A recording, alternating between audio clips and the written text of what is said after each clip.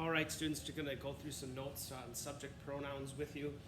These are nouns that replace subjects. So, subject pronouns.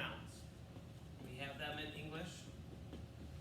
We have them in Spanish as well. So, subject pronouns. These are words, like I said, that replace subjects, like he, she, I, you, we, they. Those are all subject pronouns. So, in English, of course, we have I, and in Spanish, that subject pronoun is yo. We also have you, and in Spanish, that subject pronoun is tú. We have he and she. Spanish, we have él and ella. He and she. Now, these are all singular pronouns. All singular pronouns. I, you, he, she. Now we know you could be plural as well, but these are talking about the singular ones so far. So you'll see me draw this chart like this quite often this year, right? This year. So this left side, these are the singular pronouns, okay? Singular. Yo, tú, él, ella. And we also have, we know in English we have you, or excuse me, in Spanish, you formal. You formal is usted. You might think, why are there three levels? Well, this is first person, this is second person, and these are third person. Now, technically, you is second person, but we need it to be formal. So we have it as a different area here. Let me slide this over a little bit. All right? Now, over here we have the plural side then, the plural. In plural English, we have we. In Spanish, it's nosotros or nosotras. They both mean we. Why do we have two? Nosotros is masculine, nosotras is feminine. Then we also have you plural.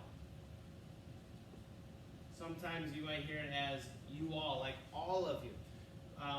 In Spain, sometimes they use some different subjects and verbs. We, in Spain, they call this vosotros or vosotras, once again for masculine and feminine. This is only used in Spain, though. You'll see it in some of our work, but not too much.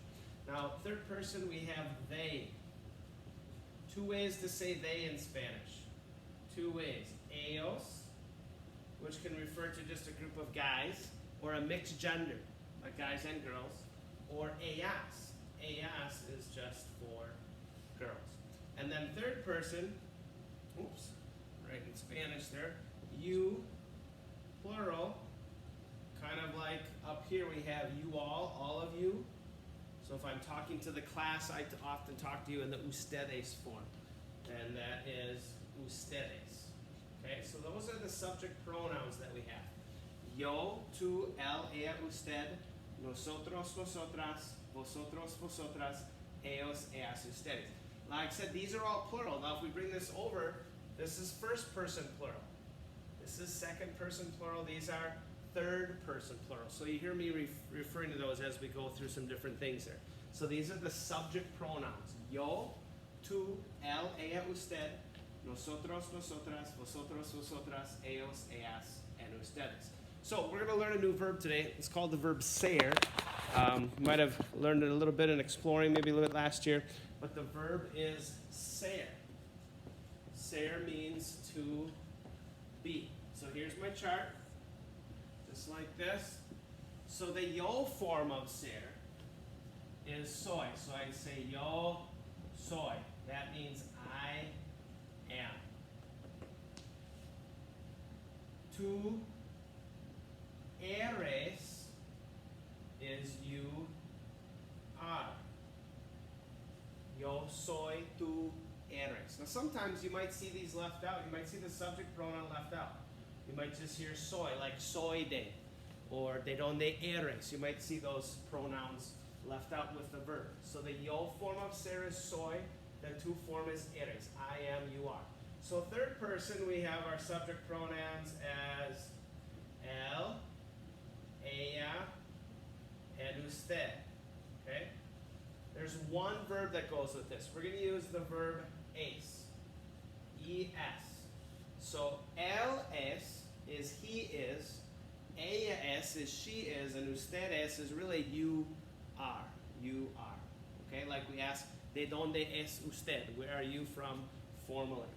Over here, we have nosotros or nosotras, and our verb is somos. Somos. What does nosotros somos mean? We are. We are. Second person plural, vosotros or vosotras sois. So if you're in Spain, if you're addressing a group of people, you might say vosotros or vosotras sois. And then third person, ellos, ellas, ustedes, and our verb is son, S-O-N, S-O-N. So we are, you are, they are, ellos, ellas, son, and you plural are. So if you ever want to make these negative, you want to say I am not, yo no soy, you are not, tú no eres, he or she is not, él, ella no es, usted no es, nosotros no somos, vosotros no sois, ellos, ellas, ustedes no son. So these are the verbs of the forms of ser. It's really important that we know what the subject pronouns are. That's why you'll see me write them quite often. First person singular, second person singular, third person singular. Remember, this is the plural side, so first person plural, second person plural, third person plural. All right? I'm just going to erase the board here, let you catch up with your notes a little bit. So we use ser with a bunch of different reasons. We're just going to worry about 4 of them right now. For Spanish 1, there's a lot of different things that we'll learn. But we're just going to worry about 4 of them, and I'm going to give you some examples as well. Okay? Some examples, and then kind of refer back to that subject pronoun chart as well.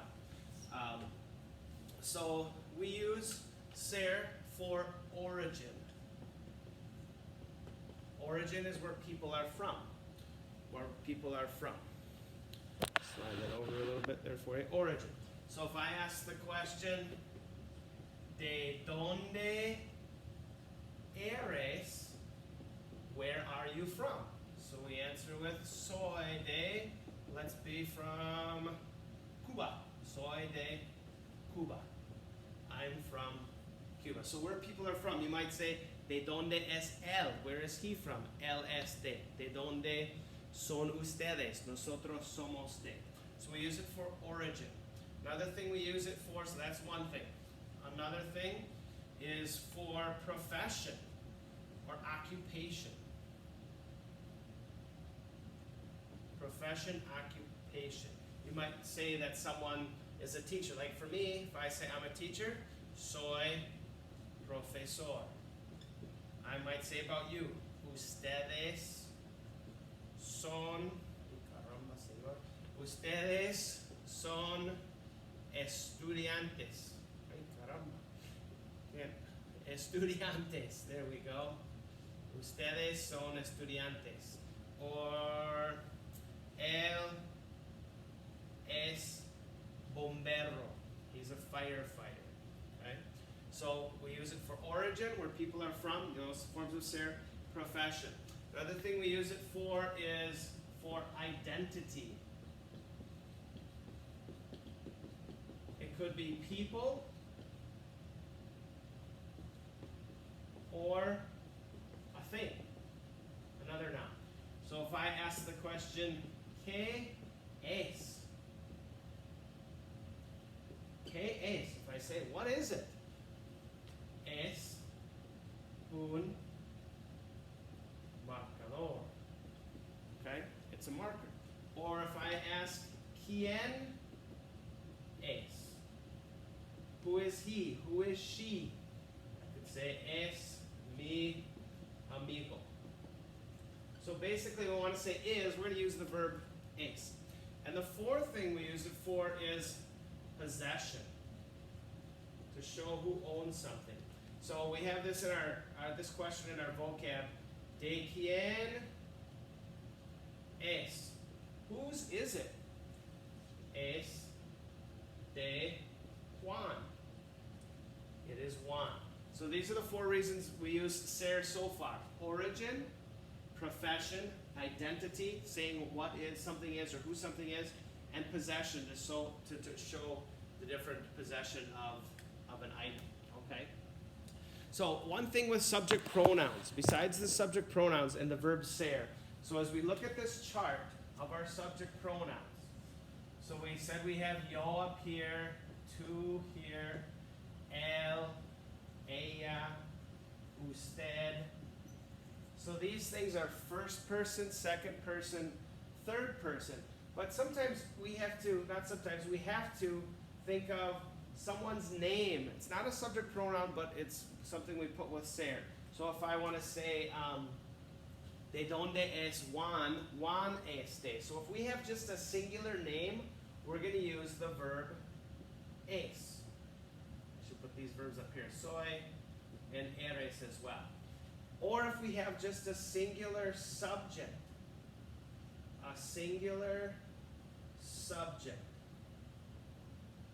like the dog, the cat, the student. That's es as well. El estudiante es, la maleta es, el libro es. Anything that's singular, we're going to use es. So the only time, just to review, the only time we're going to use yo and soy together is if we want to say yo soy, I am. We never use yo with eres or yo with es. It's always yo and soy.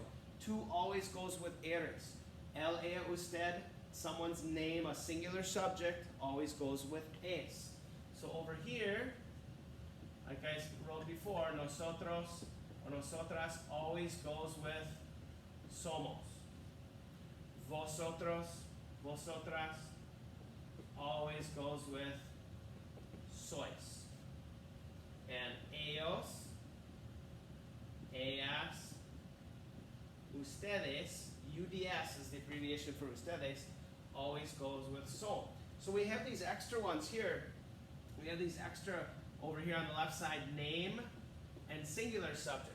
Well, we have to have something on the plural side as well. So if we have a couple of names, like Juanito y Roberto, or mi amigo y Juan, doesn't always have to be two names. It could be just plural subjects as well. We're going to use son. So any type of a plural subject, like los estudiantes, las chicas, mis amigos, los profesores, you're going to use son. So just to review, yo and soy always go together, tú and eres, el, ella, usted, a name, a singular subject, you're going to use es or is.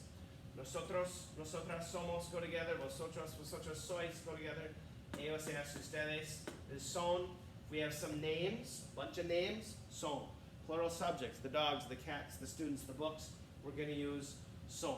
Obviously, we'll work with this a little bit more as we get going here, and we'll talk a little bit about this one as well. This one as well. That's first person plural. So if I say my friend and I, that's like saying we are. So we'd say mi amigo y yo somos. Or the student and I, el estudiante y yo somos. Anything that expresses the we concept, then we're going to use this nosotros or nosotras. We're going to use the verb somos. Okay? All right. So remember, tú is informal, usted is formal. We're not going to use this one this often. You'll see it in a couple of reviews we do, but it won't be in our textbook. But we'll use these a lot. So first person, second person, third person, singular. First person, second person, third person, plural. All right? Awesome. We'll work more with this as we go through the year. Adios.